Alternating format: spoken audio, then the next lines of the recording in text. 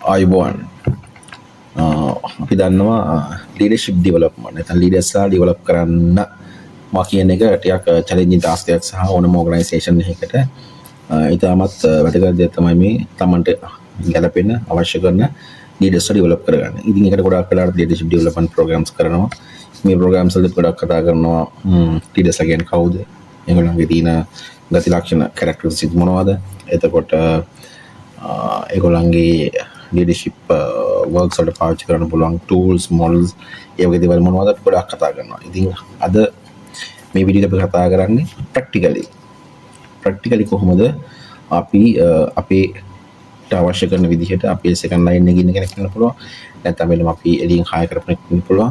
එයාව කොහොමද groom කරන්න leader කෙනෙක්ට. මේකට ගොඩාක් practical tools තියෙනවා. ඉතින් ඒකෙන් අද මම එකක් කතා කරනවා කොහොමද practically leadership skill එක develop කරන්නේ practically කොහොමද ඔයා වගේ leader කෙනෙක්ව හදන්න කියන එක.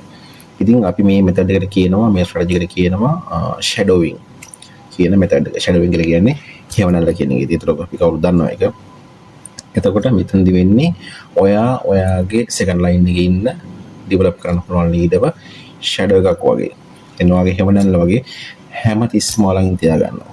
තියාගෙන ඔයාගේ මේ රිදම් එක ඔයා වැඩ කරන විදිහ එතකොට ඔයා කොහොමද ප්‍රශ්නයක් අප්‍රෝච් කරන්නේ කොහොමද ප්‍රශ්නයක් විසඳන්නේ එතකොට ඔයාගේ කොහොමද මේ වෙලාවේ තියෙන facial expressions වෙන්න පුළුවන් ඔයා වචන පාවිච්චි කරන විදිහ වෙන්න පුළුවන් මේ හැම දෙයක්ම ඒ විදිහට අපිට හදා ගන්න පුළුවන් මේ shadowing කියන method එක පාවිච්චි කරලා. ඉතින් මෙතනදී මූලිකම බලාපොරොත්තු වෙන්නේ ඔයාගේ සිස්ටම් and process එක මෙතනට establish නම් මෙතනට ගලපෙනවා නම් ඒ වගේ ඒ qualities තියෙන leader කෙනෙක් අපි හරියට ගොඩක් අපි දන්නවා leader කියන එක හදන්න නැහැ වෙන කොහෙවත් තියෙන මොඩල් එකකට මේ ආයතනයේ වැඩ කරන එක්කෝ GM ට නැත්නම් founder ට එහෙම නැත්නම් operations manager කෙනෙකුට අවශ්‍ය කරන එයා මගේ කෙනෙක් තමයි අපි මේ leader කෙනෙක් develop කරනකොට practically වෙන්නේ. ඉතින් අර මේකට පොඩි ළමෙක්ව train කරනවා වගේ තමයි.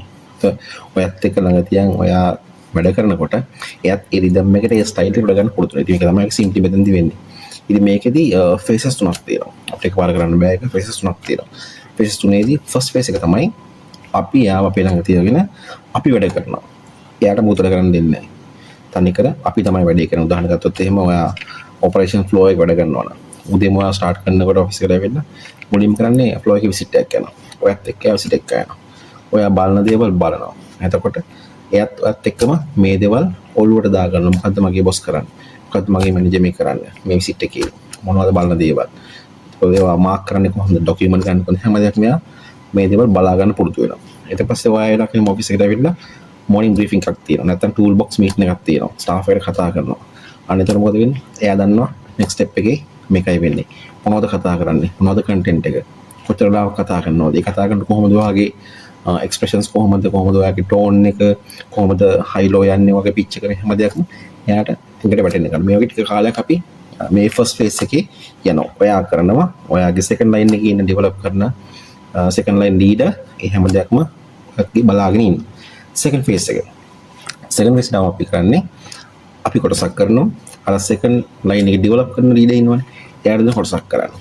උදේ විසිට් එකක් කරන employee එකේ ඔයා මේ ටික බලන්න මම මේ ටික බලන්න. මේ ඩොකියුමන්ට්ස් ටික chart එක මම ෆිල් කරන්න ඔයා මේ ටික කරන්න. මේ වගේ අපි වැඩ බෙදාගෙන එයා කොටසක් කරනවා ඔයා කොටසක් කරනවා. right morning අපි staff එකට පොඩි briefing එකක් දෙමු. operation briefing එකක් නැත්නම් tool box meeting එකක් කරගමු. alright. අන්න එතෙන්දී ඔයා start කරනවා. ඔයා වාගේ ටික right ලා මේ ටික brief කරන්න.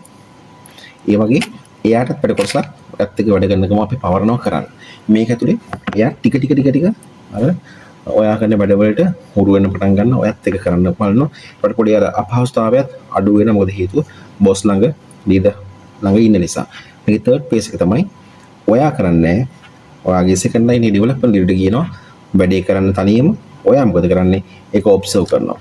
තනියම එයා වැඩේ කරනවා ඔයා ඔබ්සර්ව් කරනවා. ඔබ්සර්ව් කරලා ඔයා ෆීඩ්බැක් එකක් දෙනවා. කන්ස්ට්‍රක්ටිව් ෆීඩ්බැක් එකක් දෙනවා. එතකොට එයාව ඩෙවලොප් කරන්න පුළුවන් විදිහට අඩුපාඩු ටික හොයලා ඒ ටිකේ කොහොමද ඒව නිවැරදි කරගන්න කියන එක ස්ටෙප් බයි ස්ටෙප් කියනවා. මෝර්නින් ෆ්ලෝ එකේ යනවා නම් විසිට එයාව යවනවා. ඔයා පිටිපස්සෙන් බලන් ඉන්නවා. එයා මොනවද කරන්නේ? මොනවද චෙක් කරන්නේ? හැම process එකක්ම ඒරියා එකක්ම කවර් කරනවා.